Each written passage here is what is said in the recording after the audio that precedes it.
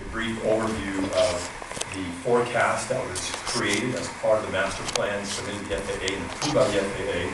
And maybe Travis, if you'd like as well, to talk briefly about the SWAG economic estimate that we put together, looking at what the cost might be without grant assurances from the FAA. So I'm really looking to you for feedback on how you want to proceed. Just want to open up for questions. So first, would you introduce who you brought up here with you, just to make sure that that's on the record? And then, is there anyone here that is not aware of the letter? County sent one, and then the city sent one as well. Is anyone not clear what that is? Okay.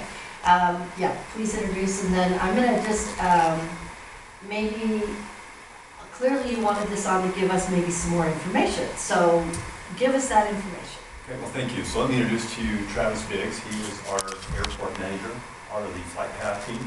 Jeremy McAllister, who's the master plan engineer, part of the flight path team, and of course, Councilwoman Rachel Kahler. And so let me suggest then, with your input, Mayor, is to, Jeremy, if you can take 3 minutes to talk about forecast and key findings from that, and then Travis, if you would mind following, talking very briefly about the forecast we did in conjunction with the purpose scanning. So, good evening. My name is Jeremy McAllister. I'm with TO Engineers, and I am leading the master plan planning effort. Specifically addressing the forecast. The forecast is a part of the master plan where we establish a baseline of traffic that's using the airport. Preceding that, we actually also look at the demand factors that are driving that traffic. Things specific and pertaining to this valley and why the users are using the airport to the degree that they are. The forecast itself, like I say, the first thing that we look to do is establish a baseline, and I'll try and be brief, but we look at many different ways to establish that baseline. For example, the FAA has what they call terminal area forecasts, where they make projections of what the Heber traffic or the number of aircraft operations are. The state also makes their own projections. The state oftentimes will interview staff. They will interview fixed base operators, things of that nature. So we look at that data. Additionally, we took the step of taking photographic evidence over the course of a couple different years with looking at specific aircraft and numbers, just to that was an effort to really I guess get more granular in the forecast. And so the numbers that we had provided in the forecast that we have provided looked at all those different data sources, and it starts to paint a picture. And the photographic evidence was leaned on heavily as being irrefutable. It was I would say the low end of the forecast, or the low end of the baseline, because if there were pictures that were unclear or obstructed or that we couldn't clearly see, the aircraft tail number, things of that nature, those were dismissed. And so we established a baseline of operations, not only total operations, but we look at aircraft by type, by classification, by engine, like whether it's prop or turbine.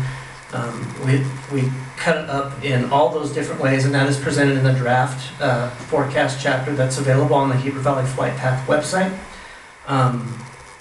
Looking at those different data sources and looking at projected different forecasting models for aircraft growth, looking at national trends, airframe sales, fixed or based aircraft was also another big indicator of use. Anyway, we generate a forecast for using the baseline number of operations that we know, based off photographic evidence collected over a couple of different periods of time dating back to 2015. We then project out for the next 20 years, looking at the different aviation trends. So in a nutshell, I think the crux of I guess this discussion is we've got aircraft that exceed the safety standards that the current airport provides.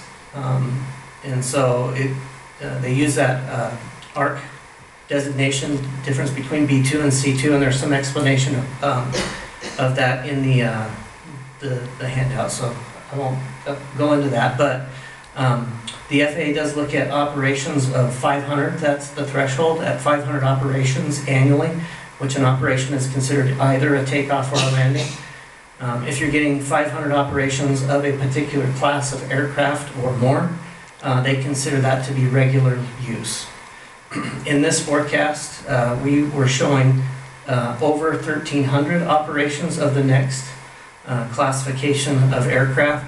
That is projected to increase to 1,600, and that is going from a B2 to a C2, and the difference being the difference between B and C being the speed at which the aircraft approach and take off, not the size of the aircraft itself. The projection, like I said, goes out to 20 years. There is no statistical data to support another next level, if you will, of either speed or size of aircraft.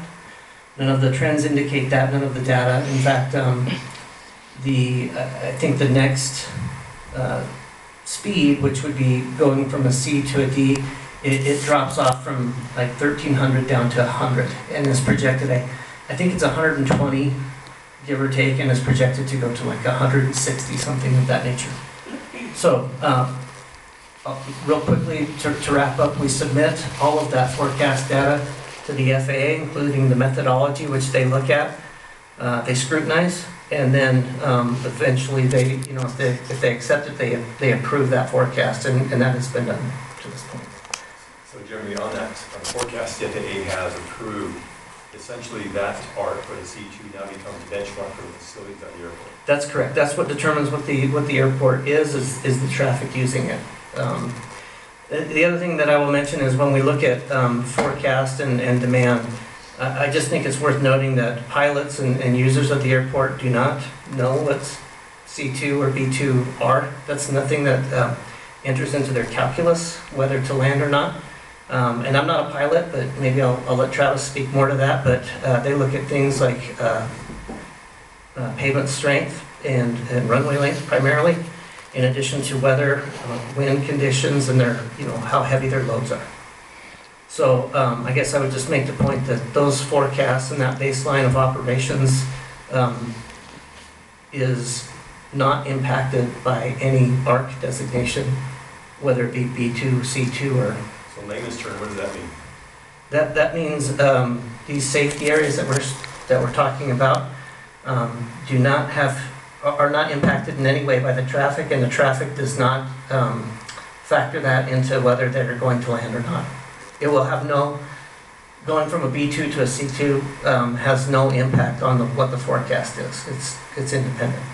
So the same aircrafts are coming today, plan to come tomorrow, they're still going to come here regardless of the facilities. That's correct, regardless of that ARC classification. And how does this play in? So the letter was fairly specific that the county would be willing to potentially consider some financial assistance if that would change some decisions or outcomes.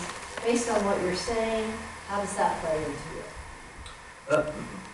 How I would answer that is whether the city decides to go to C2 safety standards or takes other options, it has no impact on the traffic.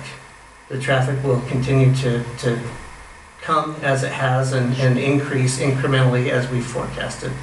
Give or take, right? It's forecast, so it's not going to be exact. Right. Kendal, did you want to? I think the county's offer and Midway's follow-up with that was the offer to talk about and assist maintaining the B2 status, not a C2. The options, we keep hearing $52 million. It was in the meeting on September 20th, 22nd, was $80 million was thrown out, $52 million. Was that amount what it would cost to maintain a B2 status, which it is now? We keep saying it's a C2 non-compliant. We have anything written from FAA that tells us we're a C2 non-compliant? We keep throwing that idea out there. Is there anything written? Yes, there is. There's an approval of the forecast that indicates that it's a C2 airport. But it's, well, From the designated on FAA. what's landing. In Pardon? other words, right? I'm sorry. Designated on what's landing. Based on the forecast and the baseline of operations, it is a C2 airport. That is correct. And we do have that from the FAA. But has the FAA ever said you've got to go to a C2 because of this? I'll Is there defer. any written? So Ken, you got a couple of things, but let me kind of unpack them a little bit. I'll have Travis do the estimate we did in just a moment. So FAA considers us a C2 non-compliant. The master plan work that will be done henceforth, we based upon trying to achieve the benchmarks established by that categorization or that ARC categorization. And so the decision the council made the other evening was essentially to pick an alignment that would allow us to meet those requirements of the C2 facilities. And so back to your question, Mayor, is what might this financial support do for the airport? And whether it's 82 or 52 million, the thing to remember is the FAA will pay 90% of that cost. UDOT will pay 5%, leaving the airport to pay 5%. And so right now we got a 95% commitment to pay all those costs. And anything less than that, if we were to go away from the FAA funding, would leave a huge gap for the taxpayer to have to pick up. Well, I think that's what the county was willing to investigate with Heber City. So maybe let me ask you, the county will investigate to the tune of how much would you want?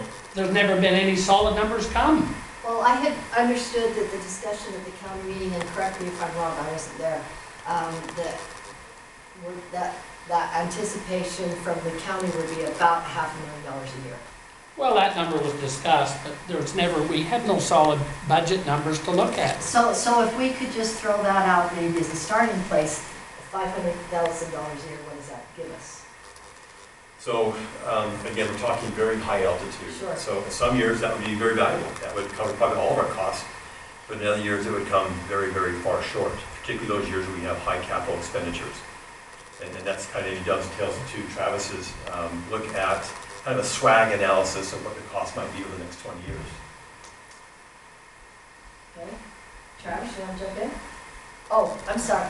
Well, I'm going to be, let's make sure we stay very brief. So Yvonne. I just wanted to ask, so when we discuss what the capital expenditures might be, Travis, what is that exactly? Like, what are we looking at? When you say it's high, low some years, and we're good with the 500,000, what's the high point, and what does that include in those expenditures? Like, is it, we need gas, we need tires, we need lights, what is that when you talk about the high mark? So usually when we talk about the high mark, typically the most expensive part about running an airport, and Jeremy can correct me if I'm wrong, is pavements. We have 44 acres of pavements. Right now, half of those are covered by the state and by the feds. So last time, every 4 or 5 years, you reseal coat, you do a crack seal and a seal coat and repaint. The FAA has in the past covered 90% of the runway and the connectors, and then the state covers 90% of the taxiway, and then we have to do the rest. Which is about, what, the 5%? So last time we did just the runway, taxiway, and apron, it was $660,000. That was before inflation has gone up. I'm sure next time it'll be well over $700,000. You're looking about 800,000. So that's every 4 or 5 years. It's kind of like leather. If you treat leather, it'll last for a long, long time. If you don't, it dries up and cracks. Pavements are exactly the same as that. So the 800,000 is our 5%. That's how much? No, that's the total percent. We paid, I think, $13,000 for our 5% of the runway. We paid $17,000, I think, for the taxiway. And by we, you mean Heber? The airport. Okay. Yeah. What they're saying is if you stayed B2 and you no longer had FAA funding, Then it's the You'd be on- 800,000. So on the does tap for the the whole $50 amount. million represent the contemplated upgrades to meet C2 standards? No, Or is that's that just to maintain the it existing? as we are right now. And that 50 million, is that a 20-year forecast? Is that how much it Yes. is? Okay. But that doesn't Kevin, include inflation, I don't think. That's just kind of as we are right now in Kevin today's and dollars. then Mark. Just real quickly, can you give the ballpark of, there's the ongoing operational annual cost, let's call it, and then you've got the capital improvements over time. Over this 20-year period, in just today's dollars, what do you see as the operational cost, and what do you see that you have to set aside in a capital fund annually in today's dollars for that 20-year period? Just ballpark. So in ballpark right now we bring in about 500,000 and we spend about 500,000 on just operations. That's before FAA help. That's before anything. Mostly that's from landing fees, fuel float fees, rental, lease agreements, stuff. So then what would be the capital cost over, necessary over the 20-year period, let's say? That's all part of that 52 million. They have it broken down in our staff report if you want to see it, but one example is snow removal equipment. Our snow removal equipment's over 20 years old, so in the next 20 or 30 years, I can guarantee we'll need those. Right now, at today's cost, that's well over $1 million just for 2 pieces of equipment.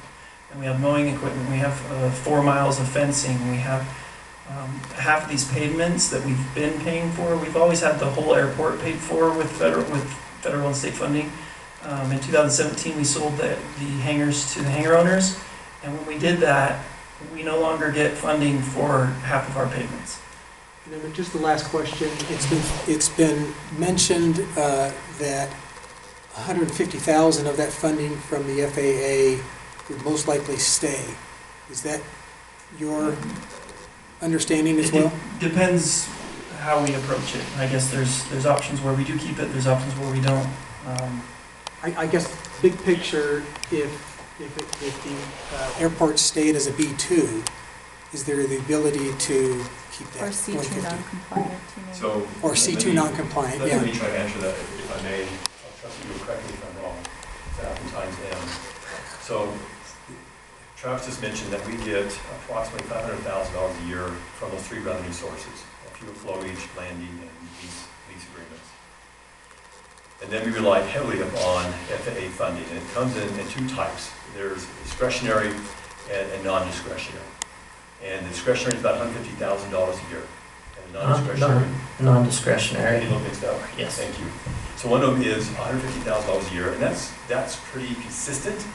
That is used by the airport for all sorts of miscellaneous items, capital, maintenance, equipment, things of that nature. And then our capital, which is very expensive, is 95% paid for between UDOT and the FAA by their revenue sources. Us only having to pay 5% of that.